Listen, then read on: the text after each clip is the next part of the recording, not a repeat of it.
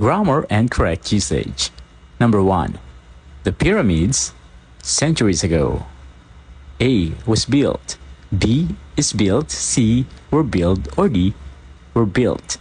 The subject of the sentence is pyramids. Ang pyramids ay plural. Alin kaya sa mga sumusunod ang dapat na ilagay doon bilang verb or pandiwa ng pangungusap? Ang voice ng ating sentence ay passive. Ang subject ay pyramids. Acted upon siya. Now, ang subject natin ay plural. So, dapat ang verb natin ay nasa plural din ang form. Alin kaya sa mga pagpipilian ang nasa plural form? Yung A, was, singular past. B is, singular present. Yung C at D na were ay plural. Pero alin sa kanila ang dapat na isagot? Ang clue ay yung centuries ago. Past, yung time indicator na yon. Ibig sabihin, silang dalawa ay pwede. Pero ganito natin siya sasagutan. Tingnan mo yung susunod na main verb, build or built. Were built or were built. Kapag passive, tandaan ang format na ito. Helping verb plus past participle na main verb.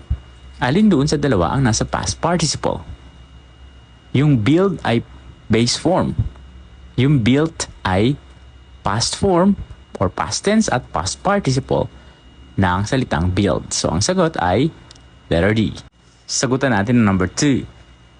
How much did you that dress? A. Had purchased. B.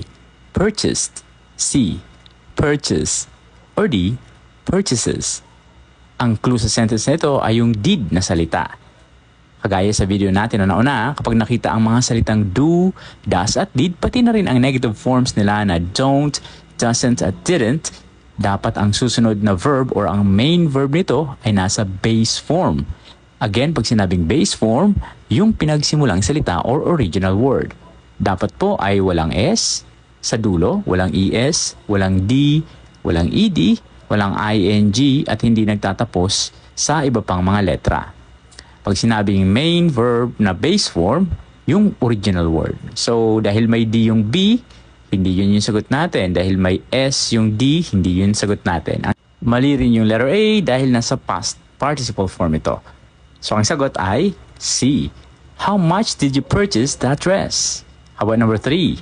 No one I know would such a thing. A, did, B, does, C, do, or D, done. Ang clue naman dito ay yung salitang would. Tandaan natin, tinatawag itong modal verb, kagaya ng mga salitang can, could, would, yung given, must, may, at iba pa. Kapag nakita natin ang mga salitang yan, ang susunod ay dapat na base form, kagaya doon sa number 2. Pag sinabing base form, walang S, walang ES, walang D, walang ED, or ING sa dulo at hindi nagtatapos sa iba pang mga letra kung irregular verbs yung provided. Alin kaya sagot? Did, do, does, or done? Tingnan natin kung alin sa kanilang original. Tama, ang original word ay yung do, tinatawag na base form. Yung did ay past tense or past form ng do. Ang done ay past participle at yung huli, yung be ay nasa S form. So, ang sagot ay letter C, do. No one I know would do such a thing. Punta na tayo sa number 4. They distributed the relief goods the victims of the typhoon. Is it between, among, from, or according? Yung according, ang ibig sabihin niya ay as stated by. Hindi natin siya isasagot doon kasi siya ay adverb. At pag inilagay natin siya doon, mali ang pangungusap natin. Letter C, from, preposition ito or pang-ukol.